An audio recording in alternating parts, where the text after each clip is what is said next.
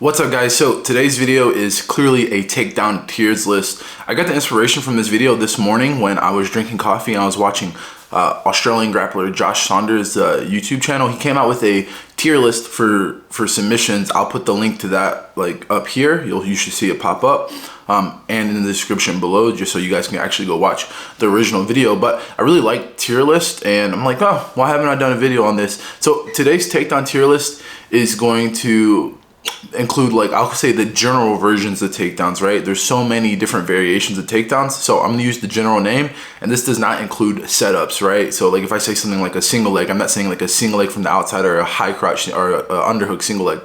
It just means the move, the finish, etc., right? So that is the general idea. How we're gonna lay it out is we're gonna go, you know, God tier. So God tier essentially means these are takedowns when done properly are extremely hard, if not impossible to counter, right? There's always a counter for sure, but I sat down and I thought, okay, which ones are really hard to counter when someone hits it? Because even in the great and good tiers, even if you hit these perfectly, even if you do everything right, there's lots of really good options to counter them.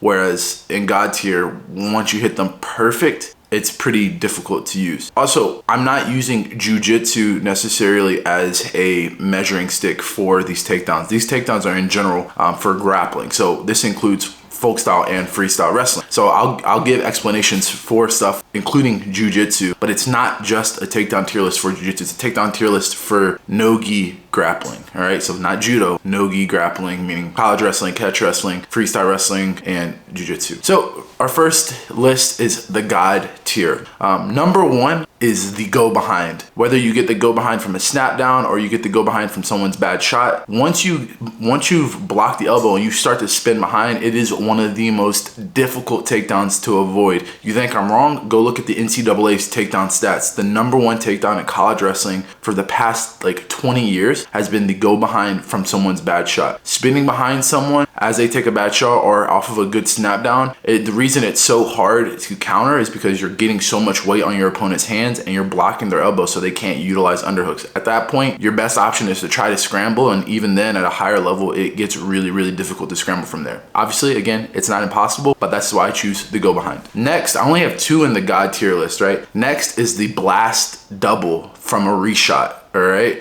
or a reshot, but you know, blast double from reshot, right? This can either come from space where you get your opponent reaching and you shoot your blast double, or they shoot a shot, you wait and you counter with your own blast double. The blast double, when done properly, is literally impossible to counter. You can't guillotine someone, you can't sprawl. When they have your hands out, they have your hips back, they have your knees folded, you're done. Unless there's like an insanely crazy skill difference, like Jason Olfa, I think like in like 2019 or something, hit a roll off of it. I've never seen anyone counter a good blast double that's in the center of the mat. It's hard. Now, of course, you can stuff shots, that's different, but the point of this takedown tier list is when someone gets into the attack, what are your chances of actually countering it? That's what this is. It's not, can you stop it? Because you can stop it, but like when someone gets in, once they have both hands on the legs on a good blast double, if you guys are similar sizes, you're done for. A good blast double is my only other slash reshot, right? Is my only other takedown in the God tier list, right? So God tier list was go behind and blast double. Now we're gonna go to the great tier list. These are takedowns that are really good. They're pretty high percentage, but if someone scouts you enough and they pretty much know what you do, there are lots of ways to prevent these takedowns from being finished. Number one is the single leg. I love a good single leg.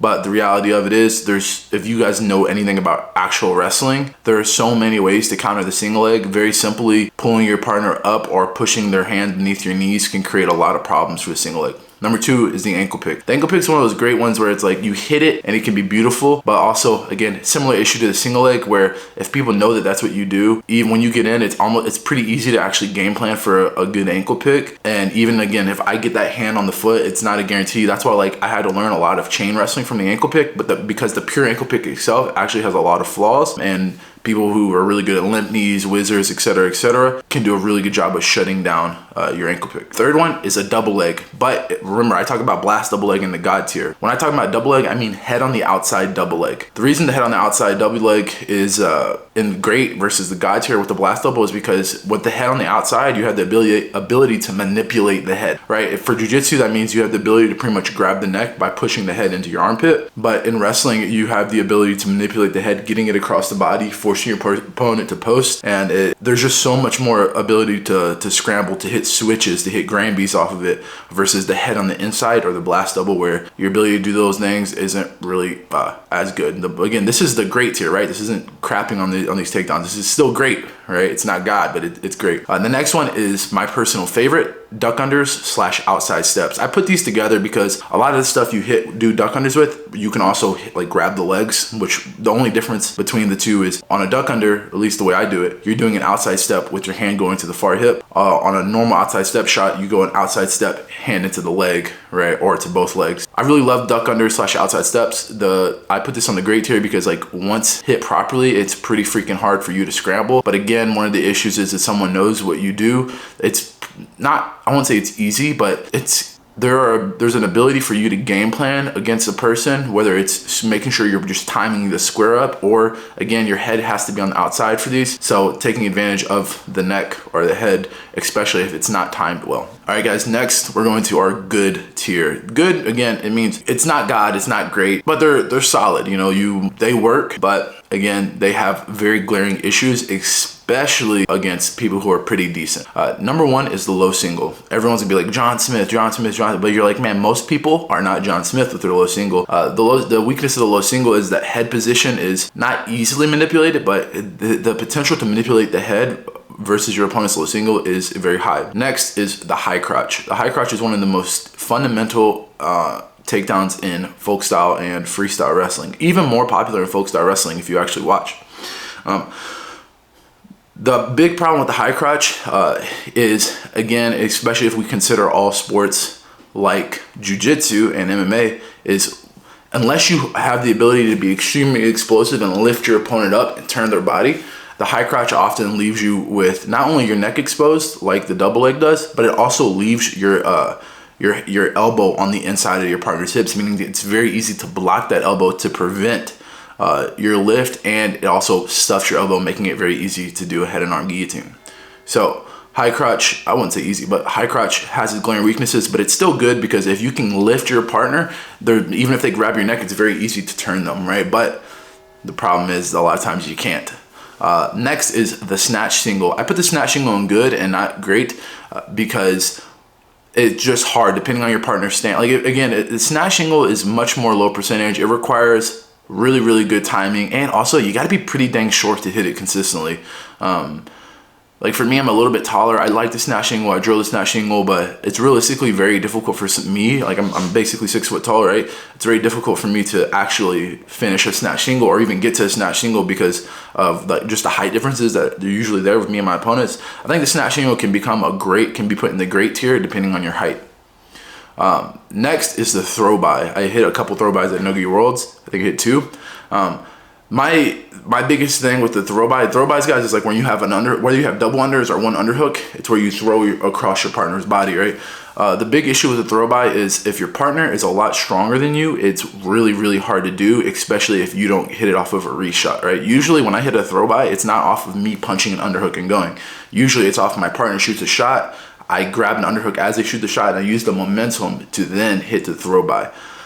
If you don't have proper momentum, the throw by can be super hard unless you're Trent Hidley or Hassan Yazdani, but it's such a specialized takedown that it is great. The reason I put it into good is because it's extremely difficult to hit when your opponent has physical advantages against you, even when your technique is really, really good.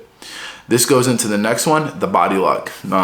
The body lock has its advantages and disadvantages. One of the things that's scary about the body lock is it really leaves you open for a lot of the party tricks. That's going to be the next tier, right? The body lock opens you up for really fancy counters, whether that's the stuff you guys saw at ADCC with Pixley and Marigali. You just use that as a great example, or whatever. If you see a really good judoka get put in a body lock, they'd have a really good time throwing you. And also the same happens to be true for lots of wrestlers. So the body lock's great. It's so solid. And it is one of the hardest ones to counter, but if your timing with those counter throws or trips is pretty good, it makes it a very dangerous takedown to use, which is why I don't really use it too much. I use it, especially in jiu-jitsu where there's no shoes, because you kind of have to rely on, like, that's the most optimal grip, to be honest. But in the pure wrestling world, I would put this in good, not great. Next, guys, we have party tricks. Party tricks, how I define party tricks is these are moves that do work. I'm not saying they don't work. I hit some of these moves. They're just moves that are almost easily studyable, like, as an opponent, and don't work quite as well. Now, there's tiers in this party trick thing, right? But this is not me saying they don't work, because I hit these moves. I hit these moves in competition. I have instructionals on some of these moves. But compared to other more fundamental takedowns, they are, again, party tricks. Can work, have worked at a high level, but often are easily prevented. Number one is foot sweeps. Foot sweeps look great. We all see foot sweeps on TV. They're hitting the Olympics all the time. But to be honest, it's very few individuals like Helen Maroulis, Steve Mako, and amongst others who hit it at a high level, because that's what they do. But 90% of the time, most people aren't using foot sweeps because it's actually pretty hard to master them. Next is one of my personal favorites, is the inside trip. The inside trip, again, works at a really high level. Party tricks does not mean it doesn't work at a high level. Party tricks just means, like, if you hit this, you're literally like, wow, I can't believe they hit that in a match. The inside trip is clearly one of those ones where, again, this is a great counter to the body lock if you time it right, but it can be extremely difficult to hit. And again, if someone knows that you like to do inside trips, they can pretty much put their hips back, and it makes it very difficult. The super duck, one of my favorites, right? I said duck unders and great, but super duck, I'm kind of making it its own class. Again, when you hit a duck under, or sorry, when you hit a super duck, people are like, wow, whoa. I hit so many duck unders and super ducks in my life, so, like, I know how useful and effective it is. But again, it's a party trick. It's one of those things where most of the best, I rarely hit it on, like, the best of the best people, just because they will watch film, they keep their elbows in, and they're ready to square up when it does happen. And so it's a great move. I love the super duck. I think everyone should learn the super duck, because it's a great move when you're like, man, I have to try to score. You hand fight hard, you get your partner reaching, you hit it. But I wouldn't say it's in the God, great, or good tier. I think it's not quite as reliable as something like a go behind or a single leg. Next is the wrist snap. Vincent Rodman from NC State's the guy that's made it really popular recently, but you saw the Russians hit it a lot, specifically Gudisov. The wrist snap is such a party trick that you can only name like 4 wrestlers who ever hit it, you know? So yeah, pretty obvious. The last one in the party tricks is the slide by. I'm the guy who loves the slide by, but we all know as soon as it gets slippery and sweaty, the slide by does not work.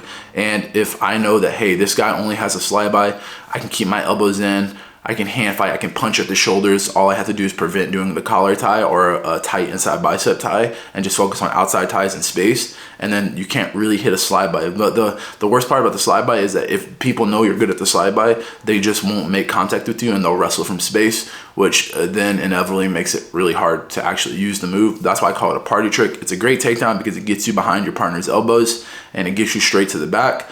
But just like the super duck, if people know that's what you're gonna do, it's actually pretty easy to prevent as long as you're disciplined.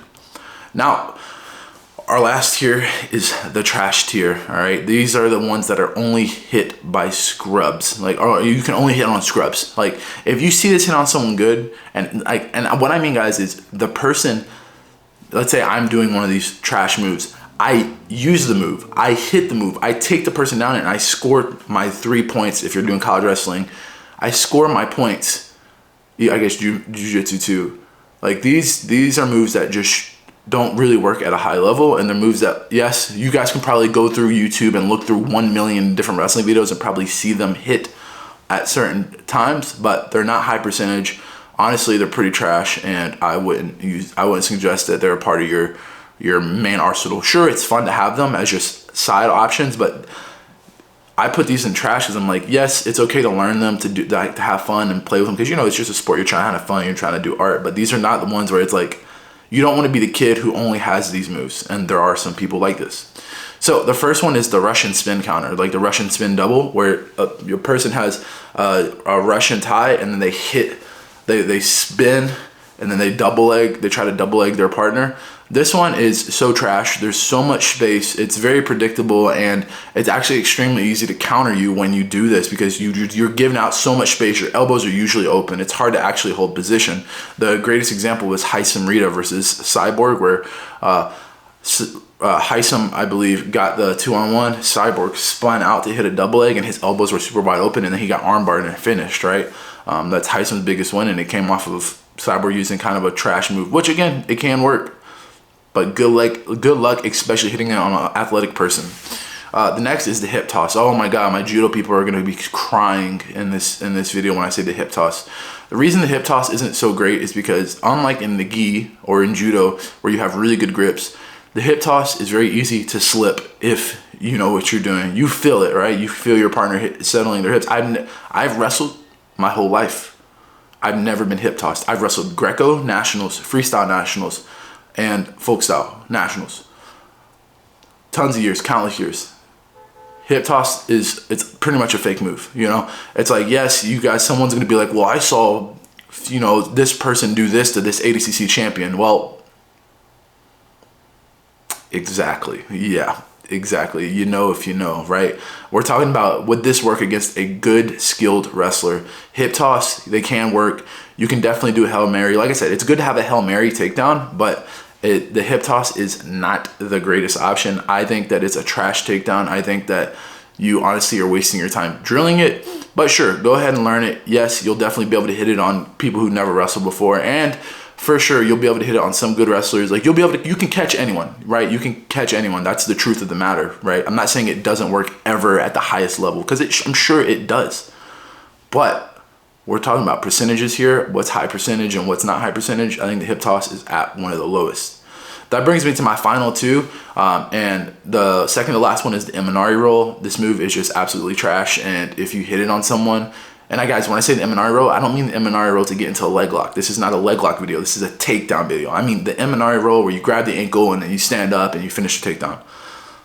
Horrible, horrible move. Doesn't work on anyone good. I've never seen it ever once hit on anyone good.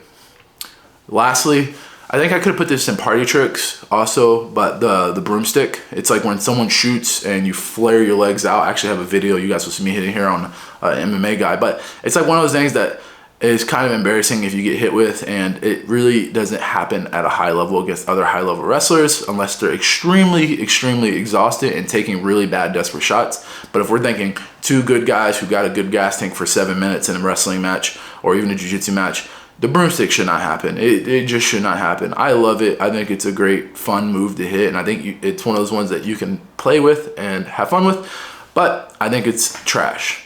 But that is my list, guys. In the comments below, tell me I want you guys, I have a job for you guys.